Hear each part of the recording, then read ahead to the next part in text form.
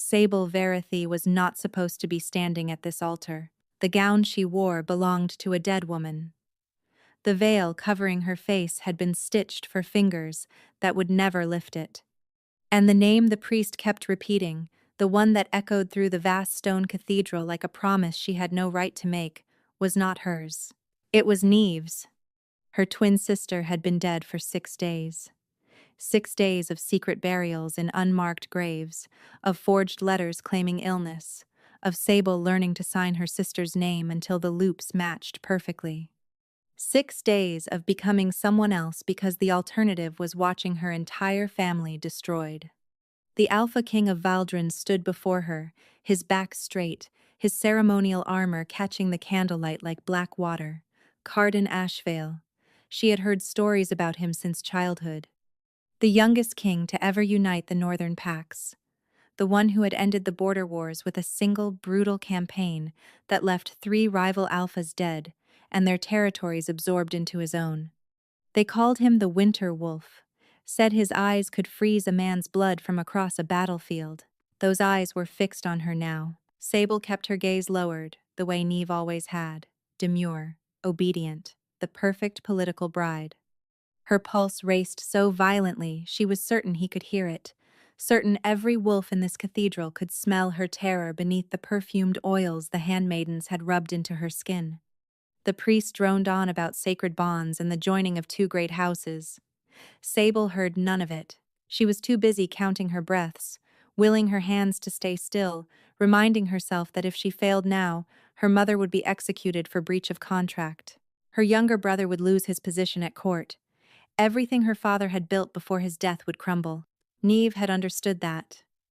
Neve had agreed to this marriage to save them all. And then Neve had died. The priest paused, and Sable realized with a jolt of panic that she had missed her cue. The cathedral had gone silent. 200 witnesses held their breath, waiting for the bride to speak her vows. She opened her mouth. I, Neve Verithy, daughter of House Verithy, do pledge myself. The Alpha King moved. It was subtle, barely perceptible. A single step closer, closing the distance between them until she could feel the heat radiating from his body, until his shadow fell across her face. His hand rose, and for one terrifying moment she thought he was going to rip the veil away, expose her in front of everyone. Instead, he leaned in. His lips brushed her ear through the delicate lace, his breath warm against her skin. And he spoke 2 words that stopped her heart completely. I know. Sable's knees nearly buckled. The world tilted, sounds becoming muffled, the candlelight blurring at the edges of her vision. He knew. He knew she wasn't Neve. He knew she was an imposter, a fraud, a woman committing treason against the crown by deceiving the Alpha King on his own wedding day. She waited for him to pull back, to denounce her, to call for the guards. He did none of those things. Instead, Cardan Ashvale straightened, his expression perfectly composed, and said in a voice that carried through the cathedral, "Continue." The priest stammered, confused by the interruption. "Your Majesty?" My bride was overcome with emotion. Cardan's tone was flat, brooking no argument. "She's recovered now. Continue the ceremony." Every instinct screamed at Sable to run, to confess, to do something other than stand frozen while the most dangerous alpha on the continent covered for her lie. But she couldn't move, couldn't think, couldn't do anything except let the priest finish speaking, let Cardan slide a ring onto her trembling finger, let herself be pronounced the Alpha Queen of Valdrin. When he lifted her veil, his gray eyes met hers with an intensity that made her forget how to breathe. Up close, he was devastating.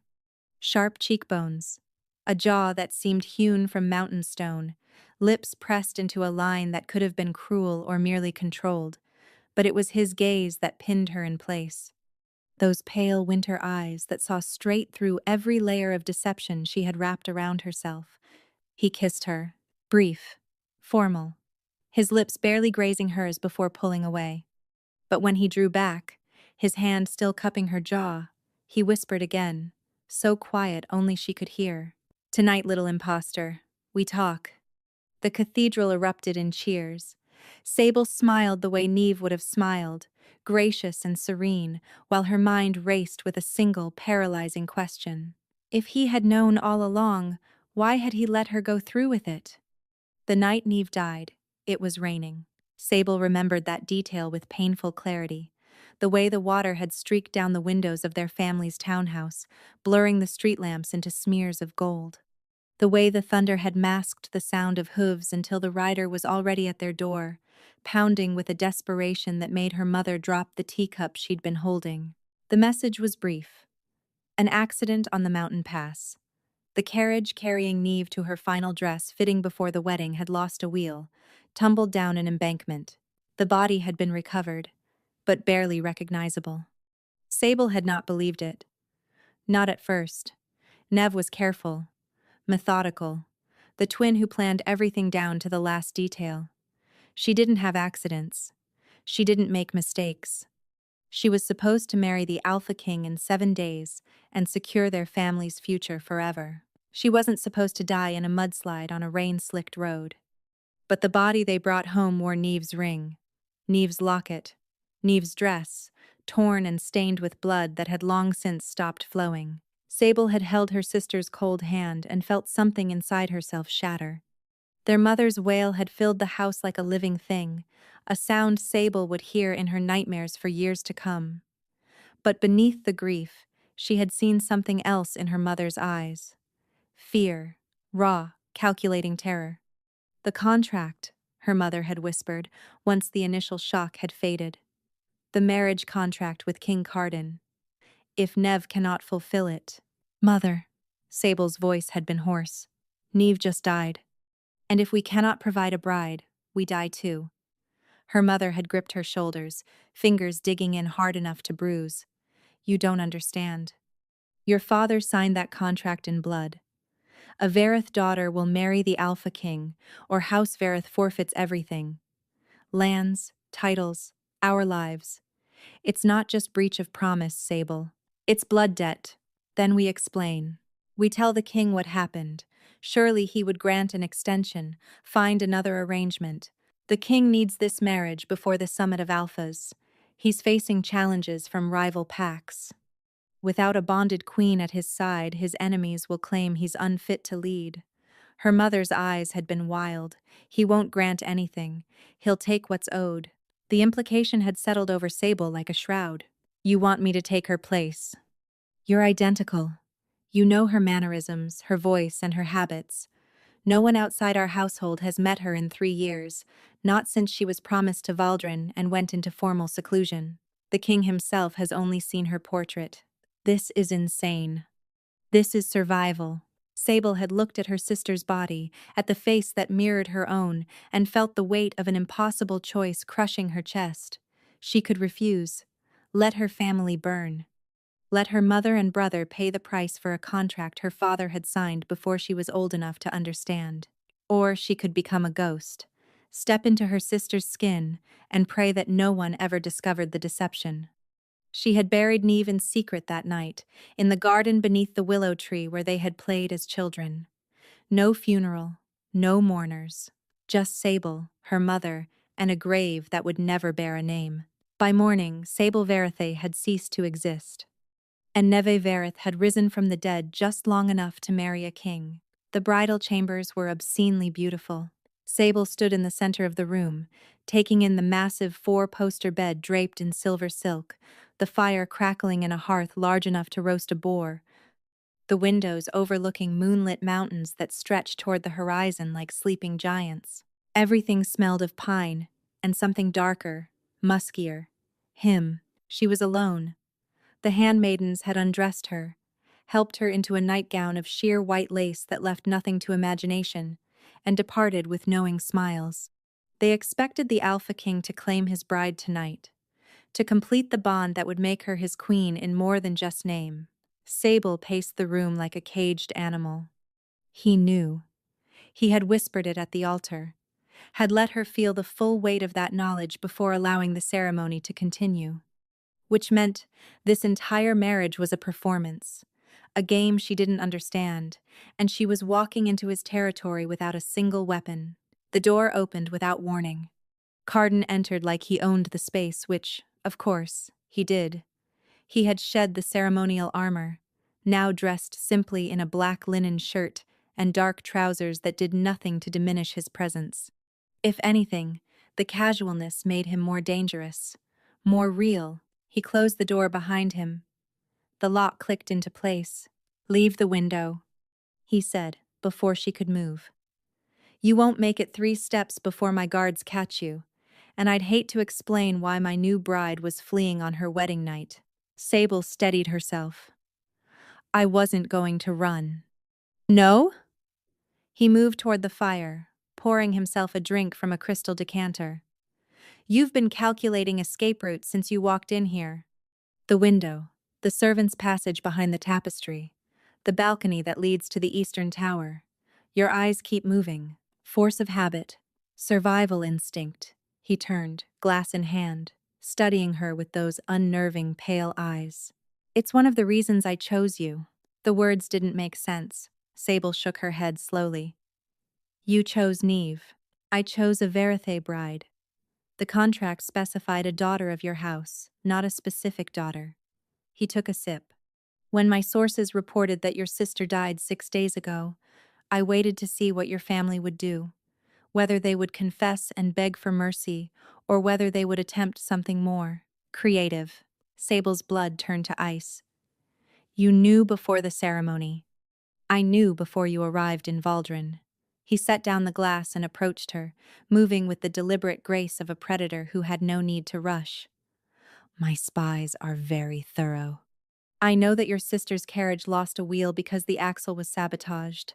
I know that the accident was arranged by someone who wanted this marriage to fail. And I know that you, Sable Veritha, buried your twin in an unmarked grave and took her place rather than let your family suffer the consequences." He stopped an arm's length away, close enough that she could see the faint scars on his jaw, the silver threads in his dark hair. "You knew it was murder." Her voice came out strangled. "You knew, and you said nothing." "I said nothing because I needed you."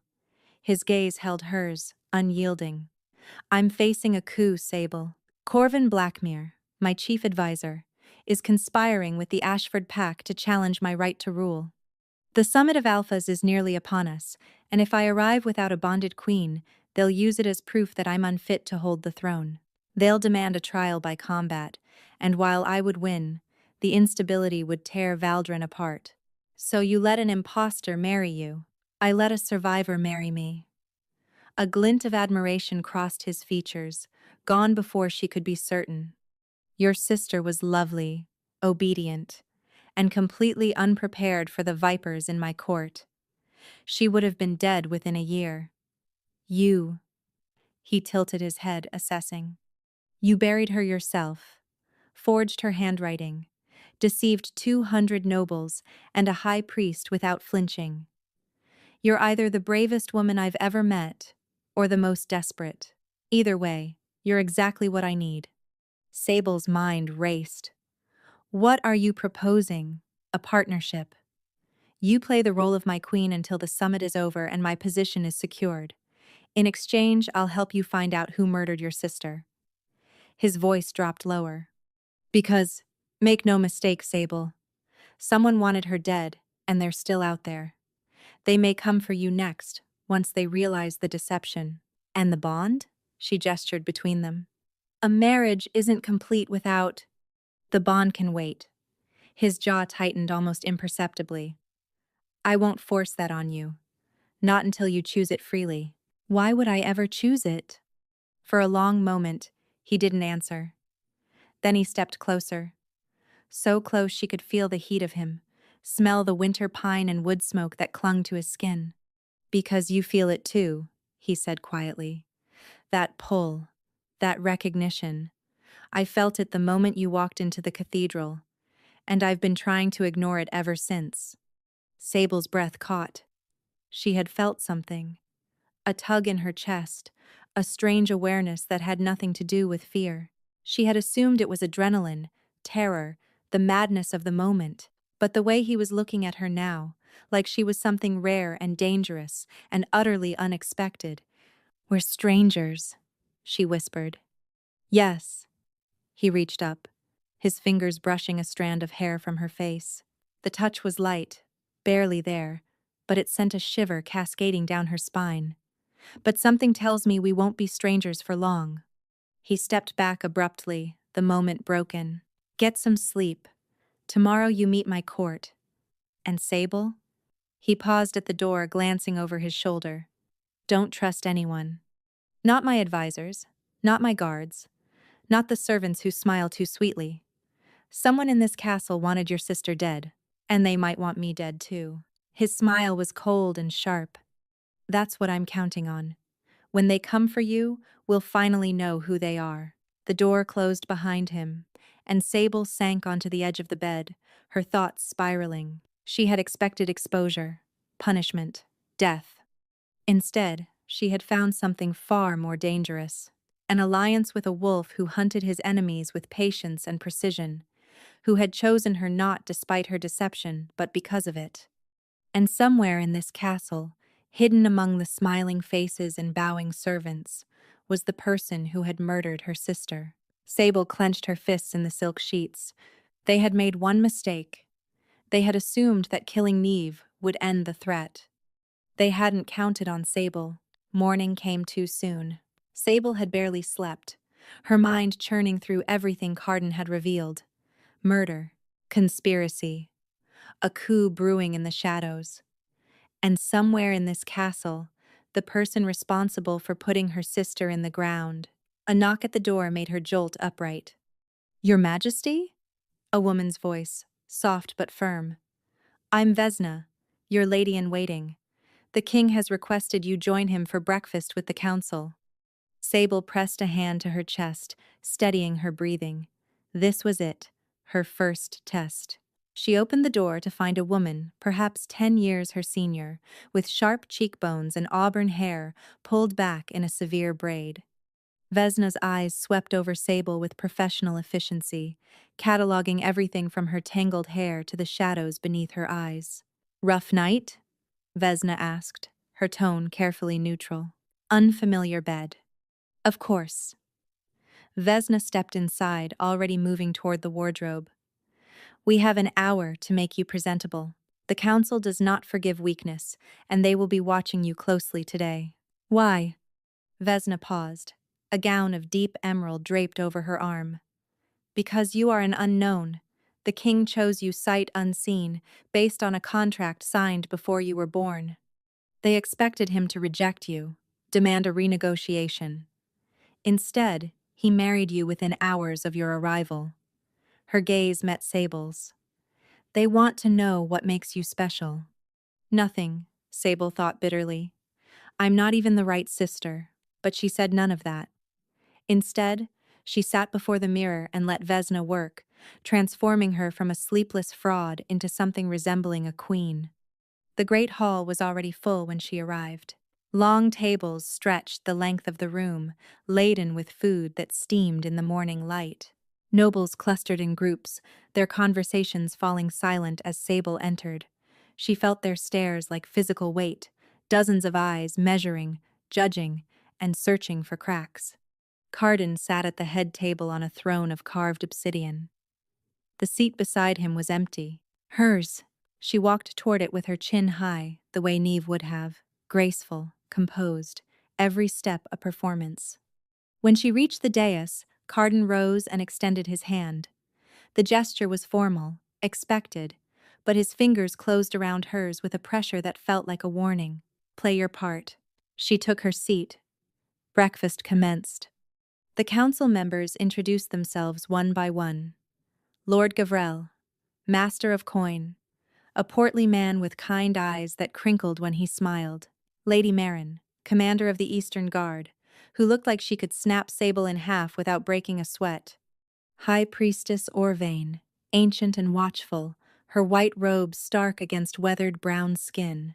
And then there was Corvin Blackmere. He sat at Carden's left hand, his position marking him as the king's closest advisor.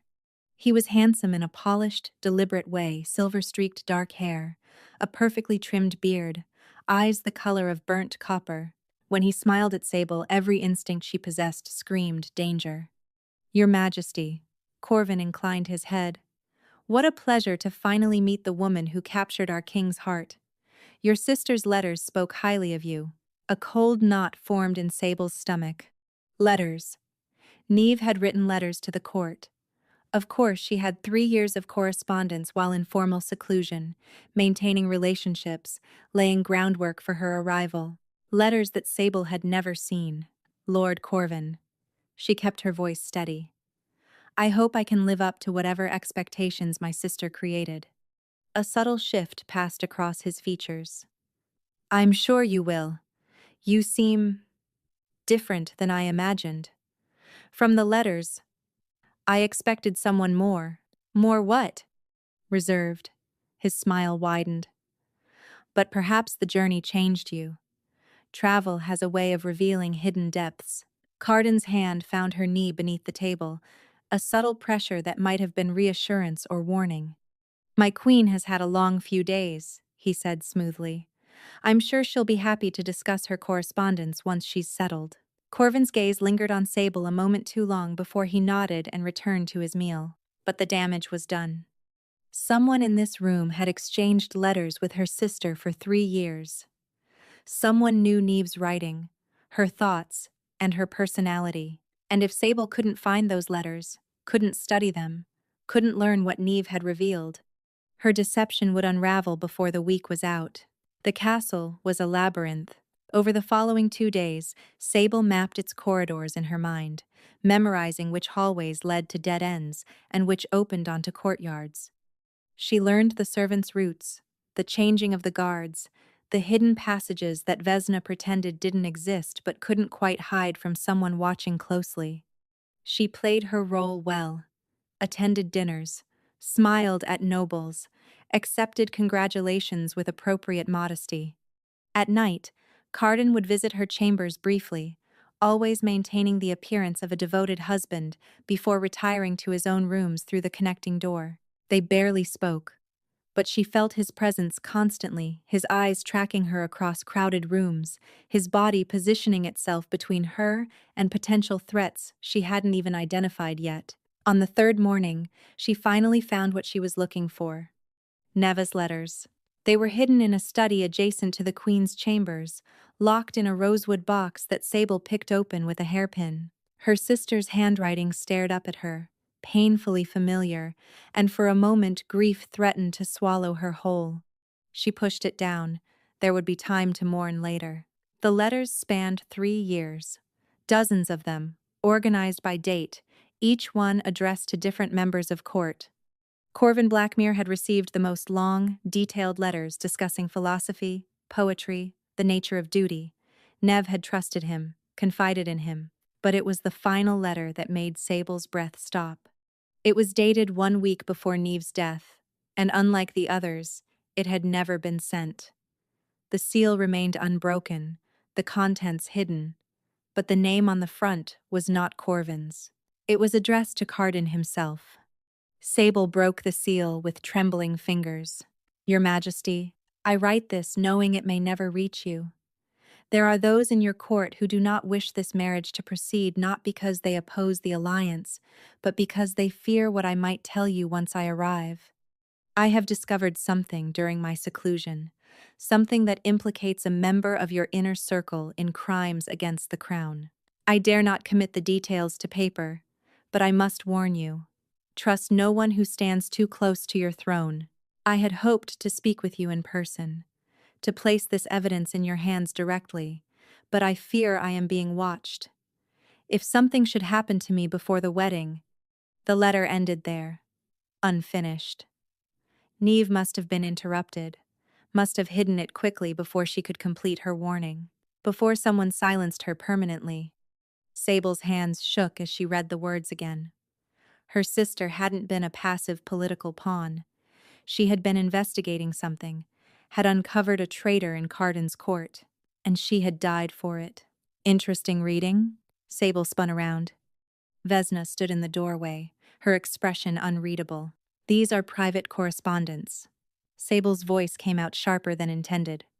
Of course, Your Majesty. I merely came to inform you that Lord Corvin has requested an audience. He wishes to discuss wedding gifts. A chill ran down Sable's spine. Wedding gifts? He says he has something that belonged to your sister. Something she would have wanted you to have. A trap. Every instinct screamed it, but Sable folded the unfinished letter and slipped it into her bodice. Tell Lord Corvin I'll see him in the garden pavilion. Somewhere public. Vesna's lips curved slightly. A wise choice, Your Majesty. She left without another word, and Sable was struck by the sudden certainty that her lady-in-waiting knew far more than she was letting on. The garden pavilion was beautiful and exposed. Flowering vines climbed latticed walls that offered privacy from distant observers while allowing clear sightlines from the castle windows. Sable had chosen it deliberately, somewhere she could scream and be heard, somewhere Corvin couldn't act without witnesses. He arrived precisely on time, carrying a small velvet box. Your Majesty, he bowed with practiced elegance. Thank you for agreeing to meet. Your message mentioned my sister. Straight to business.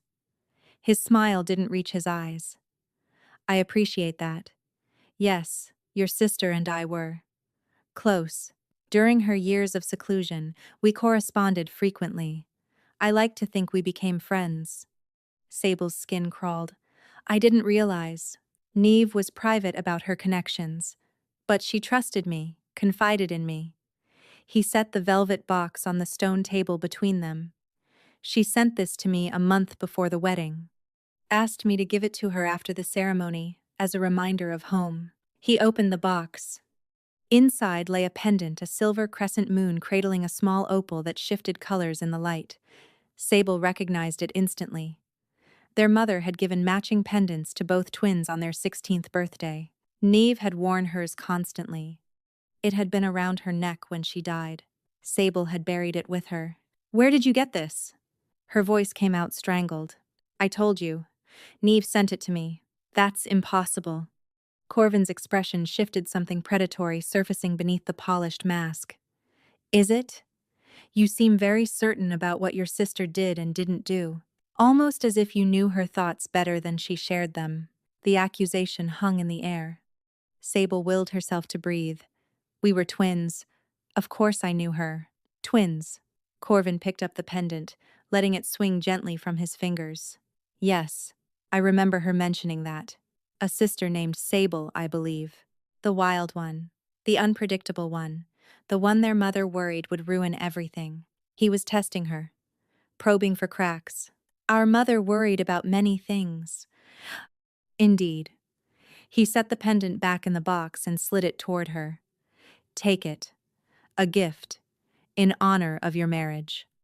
And perhaps, he leaned closer, lowering his voice, a reminder that I knew Neve very well enough to notice if something seemed different. Sable's chest tightened. He knew, or he suspected enough to be dangerous. Are you threatening me, Lord Corvin? Threatening the Queen? His laugh was soft, chilling. I would never. I'm merely offering my friendship, Your Majesty. In this court, you'll find few enough genuine allies. Best to recognize them when they present themselves. He straightened, resuming his mask of courtesy. The summit of alphas begins tomorrow. Rival packs will be watching your every move, searching for any sign that this marriage is less stable than it appears. I hope, for all our sakes, that they find nothing. He bowed and departed, leaving Sable alone with a pendant that should have been rotting in a grave, and the absolute certainty that Corvin Blackmere was either her sister's killer or knew exactly who was. She reached for the box with numb fingers. The pendant felt warm, almost alive, pulsing with a faint energy that made her palm tingle. When she turned it over, she found something that stopped her breath entirely. An inscription on the back. Tiny letters, freshly engraved. I know who you are. Sable didn't sleep that night. She sat in her chambers, the pendant clutched in her palm, its inscription burning into her mind like a brand. Someone had dug up her sister's grave. Someone had taken this from Neve's cold, dead body and delivered it as a message. I know who you are. The connecting door opened without warning.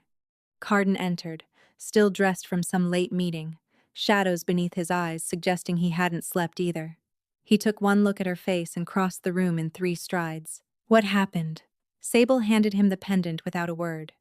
He turned it over, read the inscription, and his expression went absolutely lethal. For a moment, she glimpsed the Alpha King who had ended wars, the one who executed traitors without flinching. Corvin gave you this? He claimed Neve sent it to him. But I buried this with her, Carden. I clasped it around her neck myself before we covered the grave. He exhumed her body. The words came out low, dangerous. He violated her grave to send you a message. Or someone did it for him. Sable's voice cracked despite her efforts. She's been dead for barely 2 weeks, and they couldn't even let her rest. Carden set the pendant down carefully, as if restraining himself from crushing it. Then he did something unexpected. He pulled her into his arms. Sable went rigid with shock. This wasn't part of their arrangement, wasn't the cold political alliance they had agreed upon. But his arms tightened around her, one hand cradling the back of her head, and something inside her shattered. She cried. For the first time since finding Neve's broken body, she let herself truly grieve. The sobs tore through her, ugly and raw, and Carden held her through all of it. He didn't speak, didn't offer empty platitudes, just let her fall apart against his chest while the fire crackled and the night pressed against the windows. When the tears finally subsided, she pulled back, embarrassed. I'm sorry, that wasn't… Don't. His thumb brushed her cheek, wiping away the wetness. Don't apologize for mourning your sister. We barely know each other. Then, let's change that. He guided her to the chairs by the fire, settling across from her rather than leaving. Tell me about her. The real Neve, not the political bride in the letters. Sable hesitated, but something in his gaze, patient, genuinely curious, made her speak. She was braver than anyone knew. Everyone thought she was meek, obedient, but that was armor. She watched everything, learned everything. She could read a room in seconds, know exactly who was lying and who could be trusted. Her voice softened. She was supposed to be the one who saved us, the smart one, the careful one. I was just the spare. And yet you're the one who buried her in secret, stole her identity, and walked into a hostile court without flinching. Carden leaned forward. You're not a spare, Sable. You're a survivor. Surviving isn't the same as living. No, his eyes held hers. But it's the first step. The moment stretched between them, fragile and strange. Sable became acutely aware of his proximity, the firelight playing across his features, the way his gaze dropped briefly to her lips before snapping back up. The summit begins tomorrow, he said quietly, breaking the tension. Corvin will be watching for any sign of weakness. Whatever game he's playing, he's accelerating it. Then we accelerate too. Sable straightened, willing steel back into her spine. Neve discovered something about a traitor. Her unfinished letter mentioned evidence. If we can find it, we expose whoever killed her and neutralize the threat before the summit concludes. Carden nodded slowly. Where would she have hidden evidence? She was careful. Paranoid even. She wouldn't have trusted anyone here. Sable thought of her sister's habits, the way she tucked important things close. Her trunk, the one that had been sent ahead to the castle before her final journey. I haven't opened it yet. Then we open it tonight. They moved together through the darkened castle, navigating corridors with practiced stealth. The storage rooms lay in the lower levels, guarded by a single sleepy watchman who barely glanced at his king before letting them pass. Neve's trunk sat in a corner, covered in dust. Sable's hands trembled as she lifted the lid. Inside lay folded gowns, books, dried flowers pressed between pages of poetry. And beneath it all, hidden in a false bottom that Sable only found because she knew her sister's tricks, was a leather journal. She opened it to the last entry. I've confirmed my suspicions. Lord Corvin Blackmere has been embezzling crown funds for years, funneling gold to the Ashford pack in exchange for promises of power once they depose Carden. He knows I've discovered him. He's been having me followed. If something happens to me, This journal must reach the king. The proof is here: account ledgers, correspondence, names of every noble involved in the conspiracy. I should have been more careful, but I couldn't let them succeed. Carden deserves to know who his enemies are, even if I never get to tell him myself. Sable looked up, her vision blurring. She died protecting you. Carden took the journal, his jaw tight. And she succeeded. This is everything we need. But Corvin doesn't know we have it. No. A dangerous smile crossed his face. Which means we have something he doesn't expect. An advantage. What do we do with it? We wait. He closed the journal carefully. The summit brings all the major alphas under one roof. If we expose Corvin now, his allies scatter, deny involvement, claim ignorance. But if we let him make his move first, let him think he's winning. We catch everyone at once. Exactly. His hand found hers in the darkness, his grip warm and steady. Can you play the frightened bride for one more day? Let Corvin believe his threats are working? Sable thought of her sister's grave, desecrated for a cruel game. Thought of the pendant inscription, the smug satisfaction in Corvin's gaze. I can play whatever role you need. Good. Carden squeezed her hand once before releasing it. Because tomorrow we go hunting. The Great Hall had been transformed. Banners from 12 allied packs hung from the rafters, their colors creating a violent rainbow of territorial claims. Long tables groaned beneath platters of roasted meat and flagons of honeyed wine. And at the center of it all, raised on a dais, sat 2 thrones. Sable took her place beside Carden, her spine straight, her expression serene. She felt anything but serene. The rival alphas had arrived at dawn, 7 of them, each commanding territories that bordered Valdrin. She had memorized their names from Carden's briefings. Alpha Rennick of the Ashford pack, who laughed too loudly and watched her with hungry eyes. Alpha Usolda of the Coastal Wolves, whose cold beauty hid a reputation for ruthlessness. Alpha Brennick, Alpha Karsten, Alpha Mavis, Alpha Dorn, Alpha Kelrick. Any of them could be conspiring with Corvin. All of them were dangerous. You look pale, Your Majesty. Corvin appeared at her elbow, his smile sharp as broken glass. Are the festivities overwhelming? Simply taking everything in, Lord Corvin. Of course. His gaze swept the hall before returning to her. I trust you received my gift? The pendant? Yes. She touched her throat, where the crescent moon now hung. A calculated risk, wearing the evidence of his threat. It was unexpected. Your sister treasured it. I thought you might feel closer to her, having it near. I feel many things having it near. Satisfaction glinted in those burnt copper depths. The summit brings great opportunities, Your Majesty. Alliances formed, old grudges settled. One never knows how dramatically things might shift.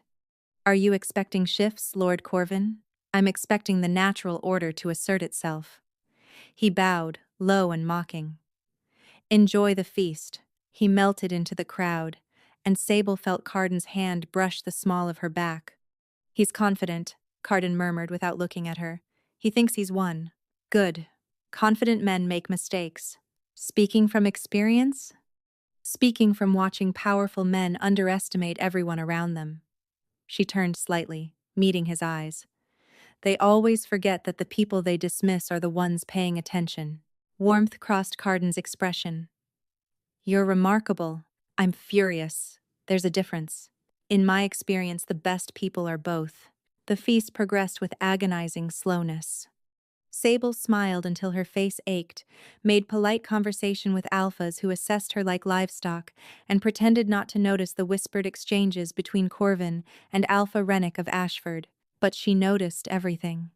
The subtle hand signals, the meaningful glances toward the eastern doors, the way certain guards had positioned themselves at strategic exits.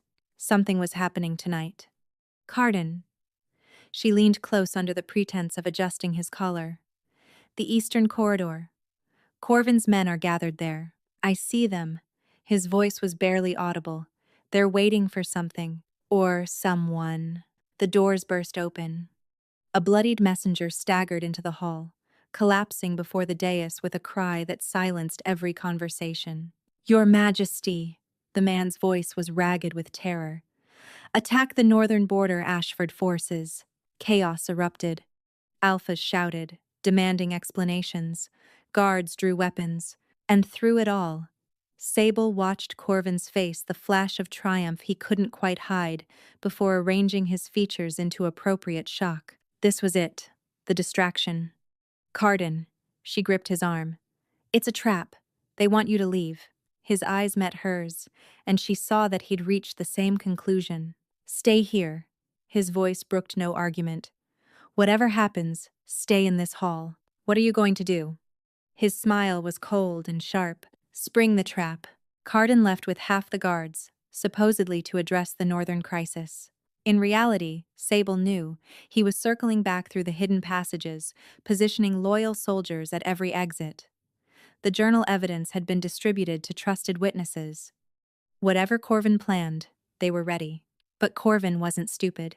Sable felt the shift in the room before she saw it, a subtle movement of bodies, guests drifting away from her, guards exchanging positions. Vesna appeared at her side, her face tense. "Your Majesty, we should move to a more secure location." "Not yet, my lady." "I said not yet." Sable's eyes scanned the crowd, searching for Corvin. "If I run now, he'll know something's wrong." "He already knows." Vesna's hand closed on her wrist. "Please, Your Majesty. Your sister trusted me. Let me protect you the way I couldn't protect her." Sable went cold. "You knew Neve?" "I served as her correspondent here at court. I was the one who relayed her letters, who warned her about Corvin's suspicions." Vesna's voice cracked.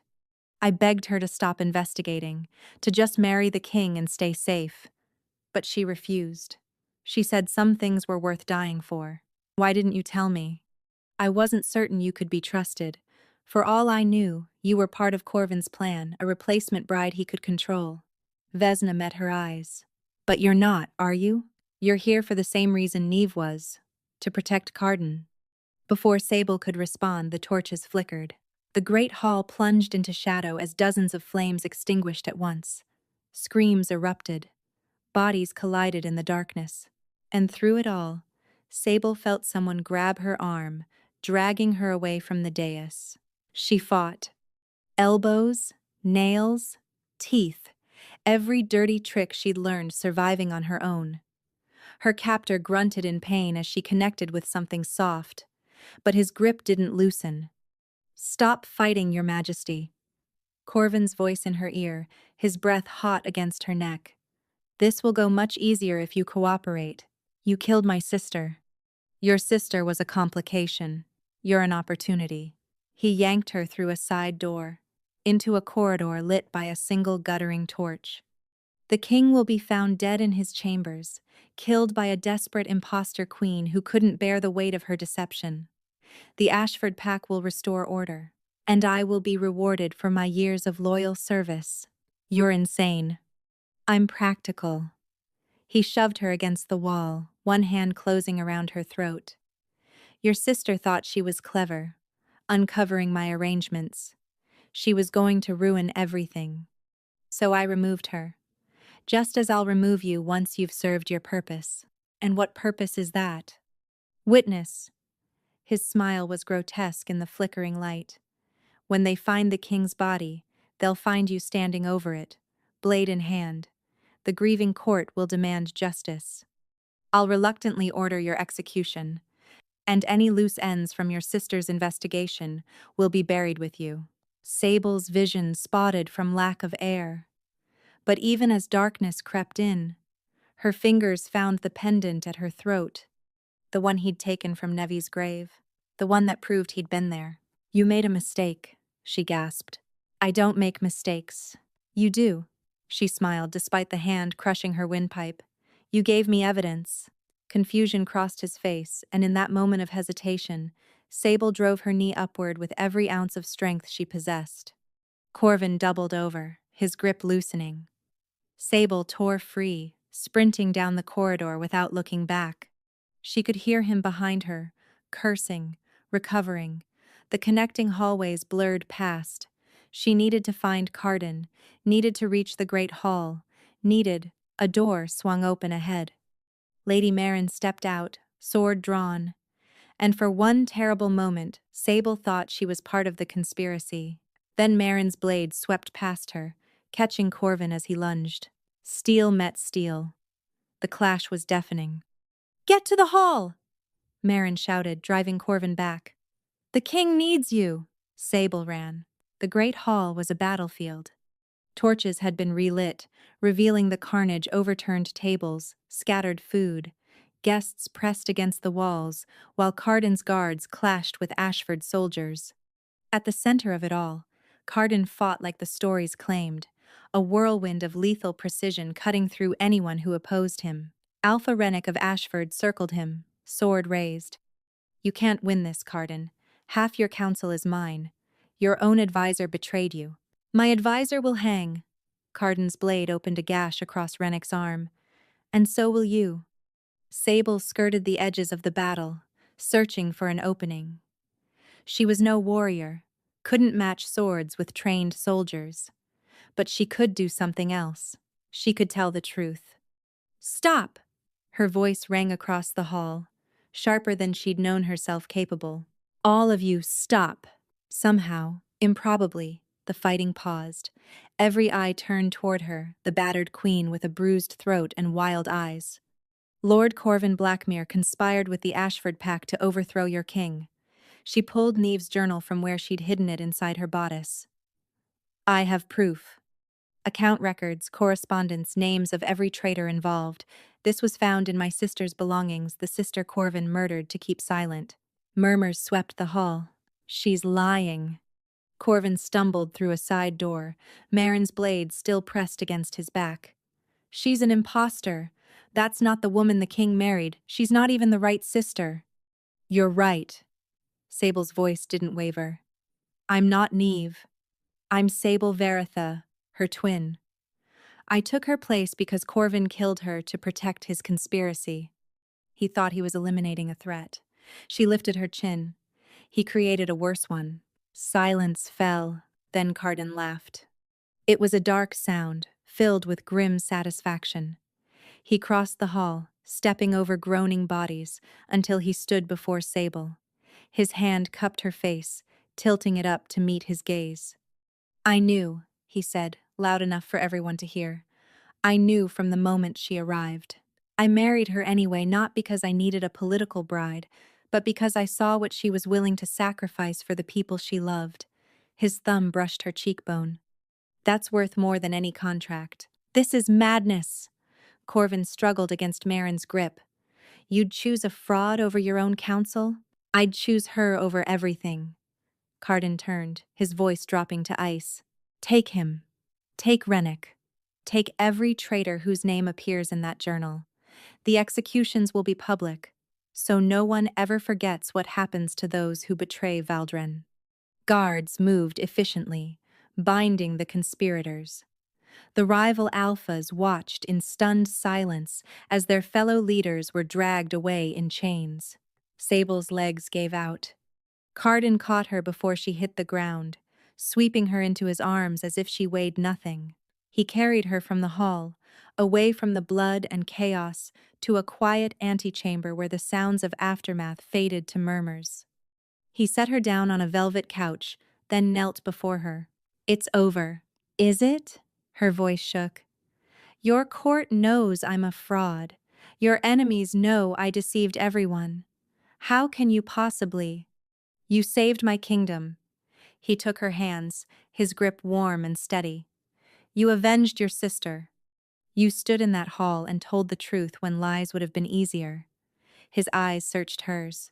"Sable, I don't want the woman your sister pretended to be. I want you. The real you. The one who fights and grieves and refuses to break. You barely know me, then let me learn." He brought her hands to his lips, pressing a kiss to her knuckles.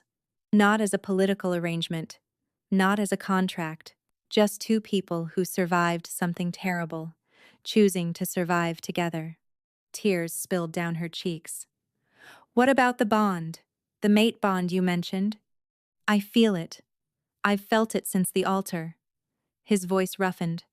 But I won't trap you with it. When you're ready, if you're ever ready, the choice is yours. She looked at him, this fierce, terrifying, impossibly gentle man who had held her while she wept and fought beside her without hesitation. Ask me, she whispered. Ask you what? To stay. Ask me properly. Fire blazed in his gray eyes. Sable Veritha, will you stay? Not as a replacement for your sister, not as a political pawn, but as yourself, as my partner, as my queen, in truth. She kissed him.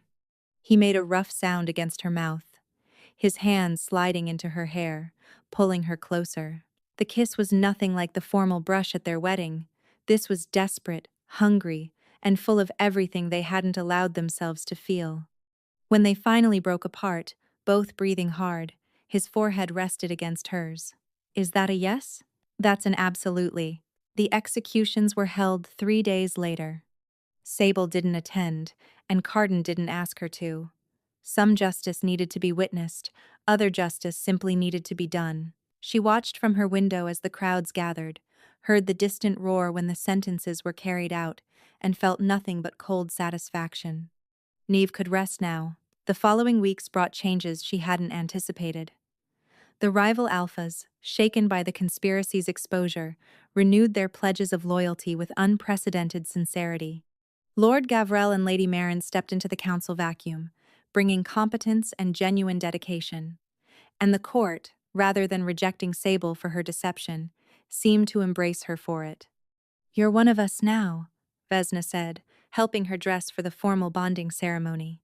You fought for Valdrin. You bled for it. That matters more than which name you were born with. Does it? Look around you. Vesna gestured to the window, where crowds had gathered to celebrate. They're not here for Neve Verithe, political bride. They're here for Sable Verithe, the woman who exposed a conspiracy and saved their king. Sable turned to the mirror. The woman staring back wore a gown of deepest blue, silver thread catching the light like stars. Her mother's comb held her hair in place. Her sister's pendant lay against her heart. She was not replacing Neve anymore. She was herself, finally and completely. Are you ready? Vesna asked softly. Sable took a breath. Yes. The bonding ceremony took place under a full moon. The entire court had gathered in the castle's central courtyard, torches casting warm light against ancient stone. Carden waited at the altar, dressed in ceremonial black, his eyes finding hers the moment she appeared. He smiled. Not the cold, political smile she'd seen at their first wedding. This was something raw and real, transforming his severe features into something breathtaking. Sable walked toward him alone. No father to give her away, no pretense of tradition, just a woman choosing her future with every step. When she reached him, he took her hands. I, Carden Ashvale, Alpha King of Valdrin, claim you as my mate. His voice carried across the courtyard. Not by contract, not by obligation, by choice. I choose your strength. I choose your fire. I choose every part of you, even the parts you think are broken. Sable's throat tightened. I, Sable Verithe, accept your claim. She squeezed his hands. I choose your patience. I choose your protection. I choose the man who saw through every lie and wanted me anyway. The high priestess stepped forward, binding their hands with silver cord. What begins in choice, let it continue in trust. What is spoken in moonlight, let it endure in daylight. 2 souls, 1 bond, unbroken. Carden leaned down and kissed her as the crowd erupted in cheers. It was soft at first, reverent, but quickly deepened into something that promised later, and more, and forever. When they broke apart, he pressed his forehead to hers. Hello, wife. Hello, husband. She laughed, breathless. The real one this time. The only one. He tucked a strand of hair behind her ear. I love you, Sable. I don't know when it happened, somewhere between the altar and watching you face down Corvin with nothing but fury and a pendant. But it's true. I love you too. The words came easier than she expected. I think I started falling when you held me while I cried. Nobody had ever. I know. He kissed her forehead. I know. The celebration lasted until dawn. There was dancing and feasting and toasts that grew increasingly bawdy as the wine flowed. Neve would have loved it, Sable thought. Would have delighted in watching her sister finally find happiness. Later, much later, in their chambers, Carden traced lazy patterns on her shoulder, while moonlight spilled across the bed. Tell me something, he murmured. Anything. What were you thinking, that moment at the altar? When I whispered that I knew, Sable considered. Terror, mostly. I thought you were going to expose me, have me executed on the spot. And now? Now I think it was the best thing that ever happened to me. She shifted, propping herself up to look at him. You could have destroyed me with those 2 words. Instead, you offered me a partnership, a chance. Everything that came after finding Neve's journal, exposing Corvin, falling in love with you, it all started because you chose to say, I know, instead of guards. He pulled her down for a kiss. I almost didn't. I almost let you go through the whole ceremony without saying anything, just to see how far you'd take it. Why didn't you? Because you looked terrified. His hand cupped her face, and something in me couldn't bear to see you afraid alone. She thought about that, about the strange alchemy of chance and choice that had brought them here. A dead sister, a desperate deception, a whispered secret that became the foundation of something real. Neve would have liked you, she said quietly. You think so? She loved fiercely, just like you. She would have seen past the fearsome reputation to the man underneath. Sable smiled. She would have been glad I found you. Carden kissed her palm. I'm glad you found me too. They fell asleep tangled together, the bond humming between them like a second heartbeat. Outside, the celebrations continued, but here in their chambers, there was only peace. Sable had walked into that cathedral expecting to die, wearing a dead woman's dress and a dead woman's name. She had stood at the altar prepared to sacrifice everything for a family that needed saving. Instead, she had found a king who saw her clearly. A home that wanted her as she was. A love that began with 2 whispered words and grew into something unshakable. I know. He had known she was a fraud, known she was desperate, terrified, and imperfect. And he had chosen her anyway. That, Sable thought as sleep claimed her, was the only fairy tale that mattered.